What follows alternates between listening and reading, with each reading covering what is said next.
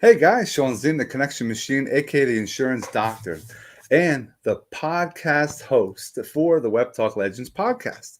This is number 48 on the since we inception of this whole thing, and we're going to continue growing every single week. Bring on guests. They're going to share their story, and you're going to learn from what they've done in their life, what has happened to them, trials and tribulations. I would love for you to sit back, listen, but also engage. Drop a comment where you're watching from. The least you can do is hashtag live or hashtag replay on either or. And we love to use this for networking. So if you have a business, drop it in the comments. We're here to grow as well. If you're here for 30 minutes, you might as well get something out of it. So take some notes, have a couple of drinks if you're home, be safe if that's the case, or have your coffee. I know there's people all over the world tuning in. So please, please, please sit back, enjoy. Let me bring on a good friend of mine, Toni Campbell. How are you? Hey there, Shawn. Doing great. How are you? Great to see you. This has been a wonderful, idea to do. We've talked on the phone about doing this, but we finally made it happen, right?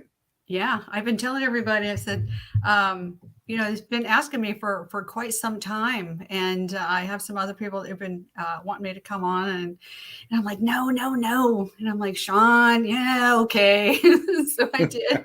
It's fantastic. I I love it. appreciate. You're amazing. Thank you. I appreciate you, taking some time out, enjoying. They're going to learn from us in this conversation. Now, we already have people popping in. We have Scott Gerard in Australia popping in. We have Samantha in Tobago. This is pretty awesome. We're going to see other people joining us. So we appreciate each and every one of them. Don't forget, guys, when we're done with this, connect with Toni with her link below. Friend request her, join, connect, and have conversations. That's what it's all about. Before we even get into it, Toni, can you give us an introduction of who you are and what you do? Well, thank you, Shawn. I am a realtor and I've been a broker. Couldn't believe it, but I've been a broker now for 6 years, but I've been a realtor for 20. This is my 20th anniversary. Just can't believe it because this is like my second job. So can't believe it. But yeah, so I'm somebody from the Midwest. I grew up in Nebraska and then met, I should say, and married my husband. And we've been going throughout the country ever since. And we've settled here in Central Florida, been here for, over 20 years, about 24 years, I believe, this year, 24, I believe. And so, yeah, I've kind of just traveled around a lot, and I had kind of done the same thing for a long time. I used to be a licensed optician, and I worked for eye doctors and ran eye doctors' offices and stuff like that. And finally got to go out and do what I wanted to do. So I had three things that I wanted to do. I was either going to be a realtor, a flight attendant, or a nurse, because I was actually going to nursing school when I met my husband.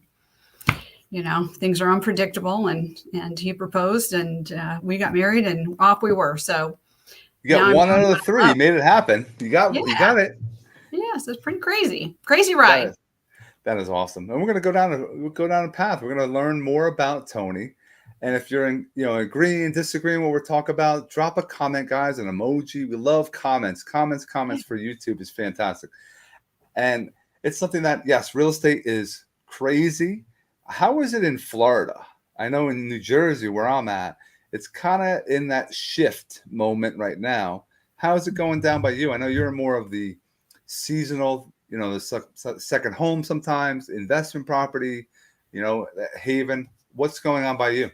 Well, yeah, I'm fairly close. My husband and I, we live really close to the Orlando International Airport. So we get everywhere we want to go really fairly quickly. So I sell homes pretty much everywhere it takes me, and I can sell them even in other states. So I love it. I've done relocation and that, so I love that. And since we did a lot of military moves, and we've done the military. I love helping the military personnel as well, both active duty and retired. So that's great. But the market itself is, in some places I do see where homes are sitting a little bit, but usually they're like way overpriced. So, and I mean way overpriced, because if they're they can still be priced even a little bit high, and I still see stuff selling like crazy. So it's definitely a changing market. I think it's going to be all over. And those that are watching, if you own a home, drop a comment. We would love to know if you're a renter or a homeowner, because that's just great knowledge to have, good data to have. Now, when you were thinking about being a nurse, being a what was it, optician? You said you were. I wasn't like, yeah, it's funny. Yeah, I was a licensed optician, and I don't know if I hadn't done it. I don't know if I would have even known what that was. Is that the one that measures your eye and Yeah. does prescriptions that way, right? Yeah, I used to do all those eye tests and everything on you, and then kind of hand you over to the doctor and that. But I used to fit everybody with eyeglasses and contact lenses, and then I ended up doing all of the some of the two favorite tests. One where they, you get the air puff in your eye, right? I used to do the eye drops, and then also I got doing some other eye tests, checking the retina and things like that. So it was really cool. And I actually used to make eyeglasses, and I ran a lab and worked in the lab. So I absolutely loved it. It was really cool. Mostly because of the people, it's all because of the people. So. Hey, you're in real estate as well. It's all about relationships. Even if we go back farther, what were you involved in when you were in high school? Were you into who were you then?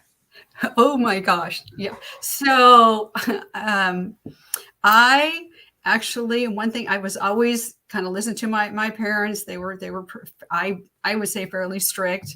And I had asked my mom if I could try out for cheerleading. And she was like, well, no, and I was actually into baton twirling. She got my sister and myself into baton twirling, and we did competitions in that, and we had some pretty hilarious things. I actually did a move, and I actually kicked my sister in the head while we were doing a show one time. So yeah, but we did fire baton and all sorts of stuff. So it was really cool. But I actually snuck out and I tried out for cheerleading, and then I made it, and then I had to go and tell her, that I made it. So that was a lot of fun, because I was usually I'm pretty much by the book. But yeah, so I did that. I was actually a drummer in the band. So yeah. So I had a lot of fun. Got to sit in the back, and we would. I'm still friends with my drummer buddy and some other great people from high school and that. So yeah, really pretty. My wife was in the band and the marching band and all that stuff, and I was into sports when I was growing up, and never was in the band room. Never was inside. When I started dating my wife, we went into the band room. I'm like, what the hell is going on here? This is all kinds of stuff. Yeah, we had a lot of fun in band. Yeah. It's definitely something that you learn skills, is habits, is things that you traits, anything you had back then, you're still using today. Yeah. Oh yeah. I would definitely say so. Definitely. Even just, that schedule and getting up, we did the parades and things like that. So it was a lot of, learning and rehearsing and that. And then there were times where, like, we had homecoming, and you figure, homecoming, you're kind of nervous anyway. You have the homecoming date, you're at the dance, afterwards. And we had always had a routine. So I ended up, did the baton twirling routine. I was in the band, because you had to be in the band. And then I was also, the cheerleader. So I would actually wear my baton twirling uniform underneath, my cheerleading uniform. So you're kind of, I'd run back behind the bleachers and strip things up, and then I run back out there, and I'm so yeah, a little crazy, but it was, looking back on it, it was just a lot of fun. You can look back at it now and laugh, but it was pretty crazy. And yeah, one time my sister and I, we actually did it was a baton twirling routine, and we actually did it was a fire jump rope. So we not only did like the fire batons that would go, but we also did a jump rope. And yeah, sounds really crazy. That is interesting. That I've never seen. I know the batons, I've seen that before, and that's a skill you definitely have to utilize. Now, going back to, you're living in Central Florida, you're by Orlando.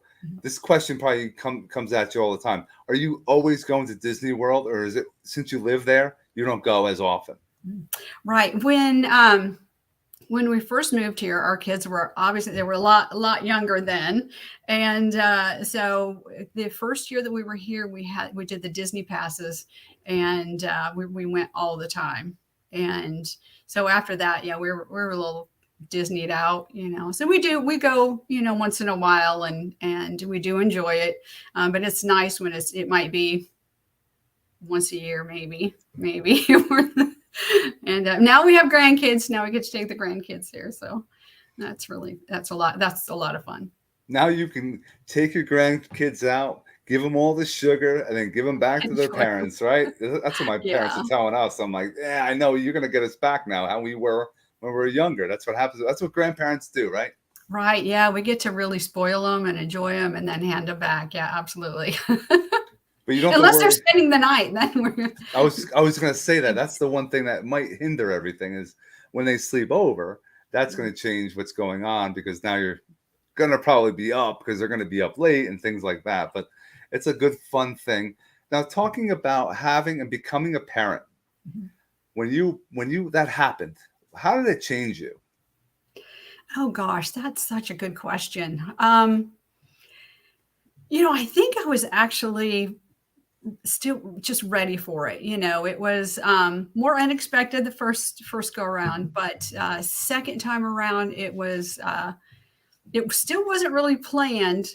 But I was working. This is a horrible story. I was actually working in in Yuma, Arizona, as that was our very first duty station.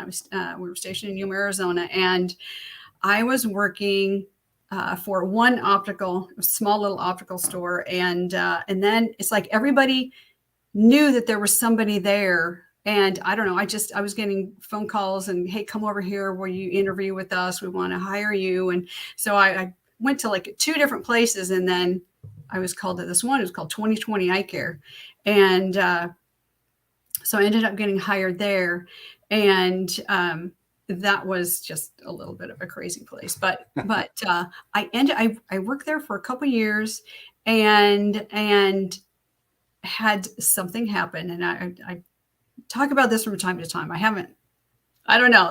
It'd be a little weird talking about it here, but I'll go all in. Okay. So there was another gal that worked there, and she just wasn't real happy because I did a review, right? So you got your review, and she didn't really like me so much because I knew what she was doing. Like, she would come to the store, that she would open the store, and then she would leave, and then she'd come back at night because she was going out actually on her husband and with a nose doctor. Anyway, that's a whole nother story. But I ended up, she gave me the review. I didn't agree with the review. And so I'm a fighter. So I fought back, and I actually wrote a rebuttal to it.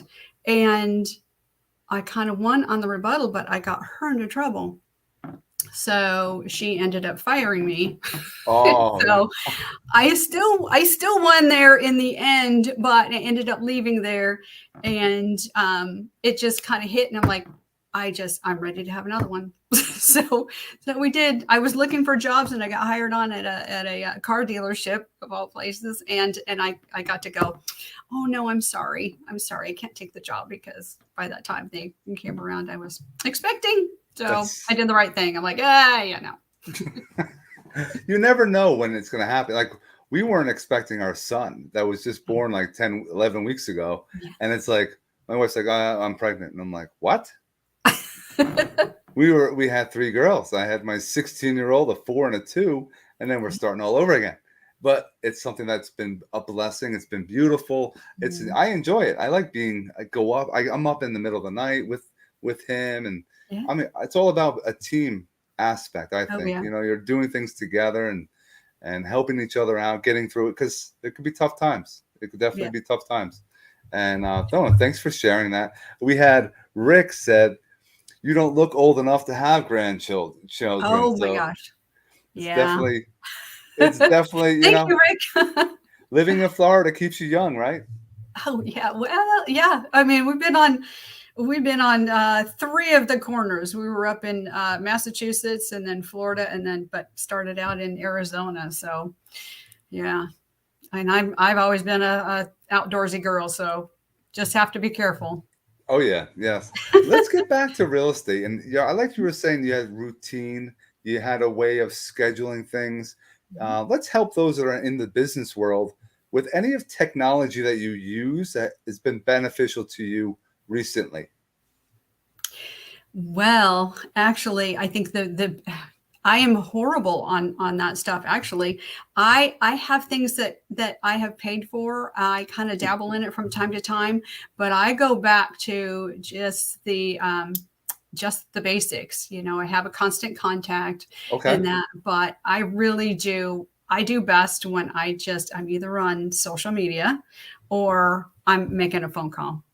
I do better with just picking up the phone and doing a phone call. I think I'm not as patient. So I just want instant, gratification there. I just want to call somebody and go, hey, I'm thinking about you, and it's much more, I think we're a lot of us, we're just missing that, especially since COVID and Yes. kind of getting back into the swing of everything still. And I worked all through COVID, but, with the exception of a couple months. So. Mm-hmm.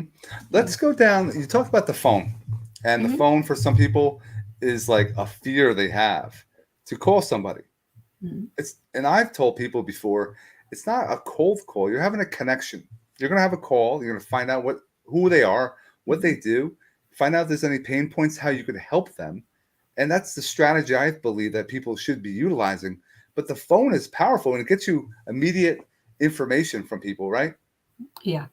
Oh, definitely. And I could say I am one of those people. I actually don't like getting on the phone. I don't like it at all. So it's pretty crazy. I just have to just pick it up and just do it and then I get into the conversation, and I just love hearing from people and because everybody has so many different things going on, and their lives are totally different, and I just like hearing from them and getting the update on how I always remember everybody that I work with, and so you pick up that phone, it's like that certain little thing that it could be a house that we saw that had something crazy that happened or whatever, and we kind of get back and we'll always talk about that and see how their kids are growing up, and that stuff is just crazy. Yeah. So that's what I do. I appreciate you saying that you don't like the phone, but you are using the phone because now you're doing things. You're being comfortable while you're uncomfortable, and it's something, a work in progress. It's something that you have to do things you don't really want to do to get to that success level you want to be. So, right. You have to do things that others don't want to do. Now with social media, what are some things that you're using that's been beneficial to you in this current state? Well, and one of the things, if I can add on the phone thing, is when I worked for the eye doctors and that, I would just have those numbers and I would just go down that list and I had to call people. And I think that's probably why, sometimes you're just not that thrilled with picking up the phone, because I used to get yelled at all the time. Why you call me during dinner? And I'm like, I caught you, didn't I? I just want to let you know your glasses are ready, or hey, just call and confirm your appointment for tomorrow because we made it like 2 weeks ago or something, and I'm like, yay, I'll be there. So for me, having a list, just having stuff written down and little points, that helps me a lot. But other than that, on the social media, I have to say, because I do a Tony's Tuesday tips, and that is that I've been doing those for actually, probably, I would say at least 5.5 years, probably maybe close to 6. And it was actually a sister of mine and my daughter, our oldest daughter, that pushed me to do it. And the very first one I did, my oldest daughter, she had to bring a margarita out to me, and she was standing watching and saying, keep on point, whatever. And so, just to kind of push me, to do it. And then I'm like, oh, what did I say? I don't even know. I don't even remember, and then you just, but I pushed myself and started doing then the Tony's Tuesday tips. So I have to force myself to do it every Tuesday.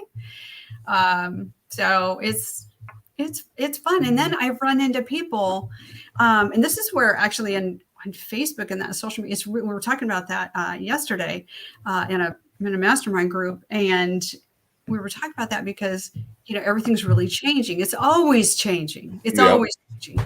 And so there's times where you might think that nobody's looking because you're not seeing. You won't show all of the people that have been looking, and but I've run into people that I've maybe have known for a long time, but hadn't seen for a long time. And they're like, yeah, this is Toni Campbell. Yeah, she does those Toni Tuesday tips. And the one gal goes in the middle of this big group, and she goes, yeah, I fall asleep to her every night. And I went, oh, thank you.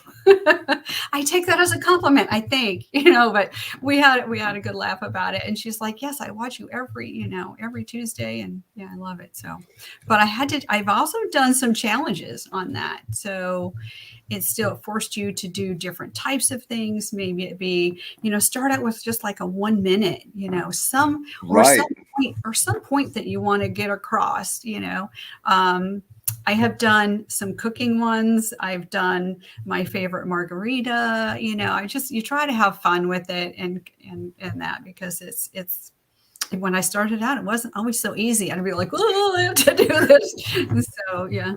Anyway. I'm glad you said that. In the beginning, people are fearful of getting in front of the camera. What am I going to say? I don't like the way I sound. All this. Oh, I don't like the way I look. It's put yourself out there. Over time, you're going to get better and better. It's going to be, if you keep being consistent. And like you said, there's going to be people that are going to see your content and not engage. They're watching everything you do. And you only need a handful of people. You don't need hundreds of people to work with. Right. I always say, I can give you an apple and you can, eat today. If that's one person. If I can get you an apple tree, I can get you, a couple weeks worth of apples to live on. But if I can get you an orchard, that's where now you can live off the rest of your life. So you don't need to don't look for apples, look for orchards. And that's where you're going to be able to live forever in your business, because you have constant leads coming in. Yeah. So that's absolutely different mindset to really focus on. And it's something that a lot of people are always looking for that one deal. Don't look for one, look for the people that can have multiple things. Yeah. Definitely. Yeah. And I think, for me, I try to focus on how can I help people? Right. That's what I've always done. Cause I used to, when I started out, because I've done the Mary Kay, I've done Avon, I've done Pamper Chef, I've done, just so many different things. Cause I was always, even though I worked, full time, I was still, if I could just do one more thing that would help with like gas or, whatever, things like that. But with, I think, the social media and that, it's you don't have to be perfect, so that's definitely one thing. But I try to focus on how, just other people and how can I help them. So when I do my Toni's Tuesday tips, I'm just trying to think of what's something that happened during the week that somebody's really had questions about, or run into somebody, or it was a client or whatever. And that really helps on knowing what to talk about, because sometimes you're like, oh, what am I going to do? So because I want something that will help. That's going to, the people will want to listen to too. But all about value. It's all value, definitely. But I've had some crappy ones, saying, I think the last, not this last Tuesday, but the Tuesday before that, I've never deleted one. Never. Cause I want to be real.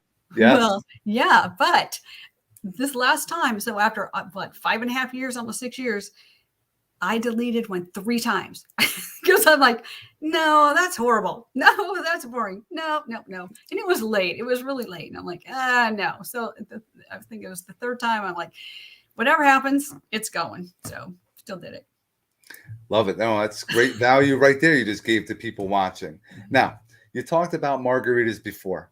Yeah. Any other favorite drink besides margaritas that you're into? Or are you able to mix your own drinks? Are you into that stuff? Or are you just a wine and beer or margarita kind of gal? I love it. I love that you asked that question, because I have a dear friend who actually got me started on wine. She got started on this on a wine club. It's here locally, but it is throughout. I think it's throughout the country. It's called PRP Wines.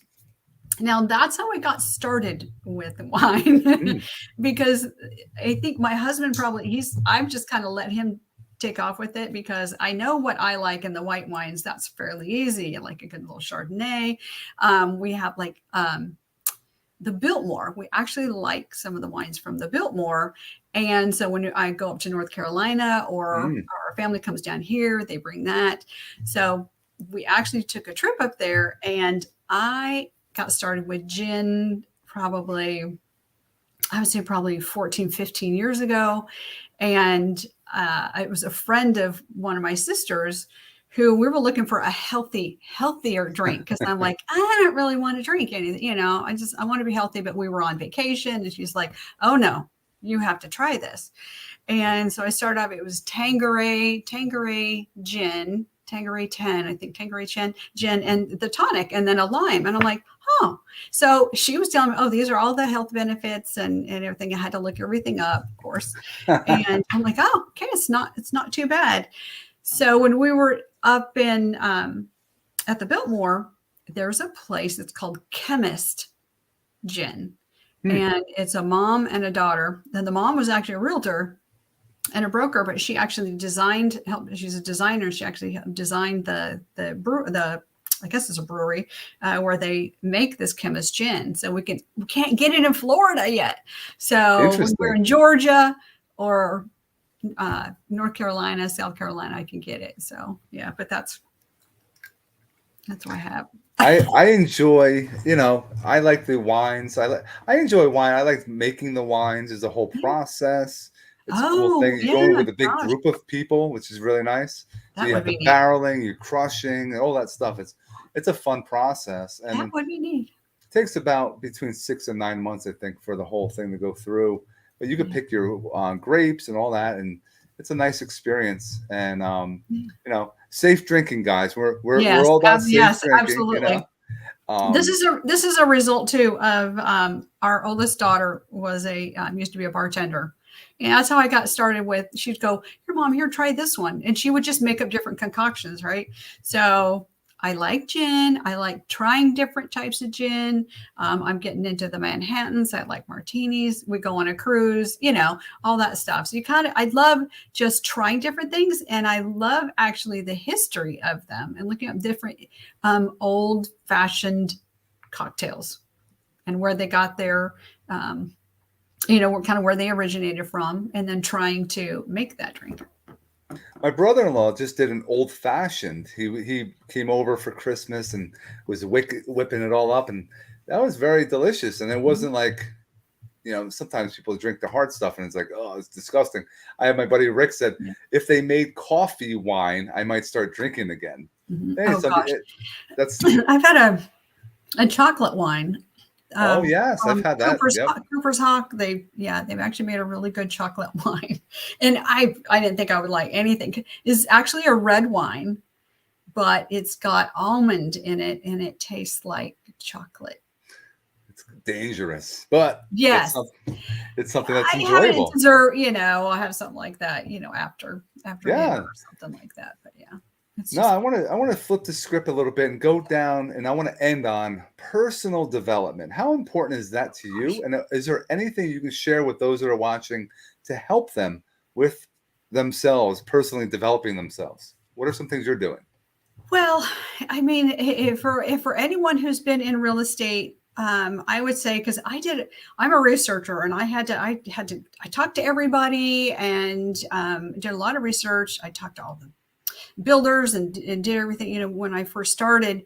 And people would say, oh, real estate. Oh, it's so much fun. It's so much fun. Oh yeah, you'd be great at it, but it's so much fun. And I had this expectation of it's just going to be so much fun and everybody's going to love you and because you're going to be helping them and everything. And it's like, no, that's not the case. It doesn't matter how much research or everything you do.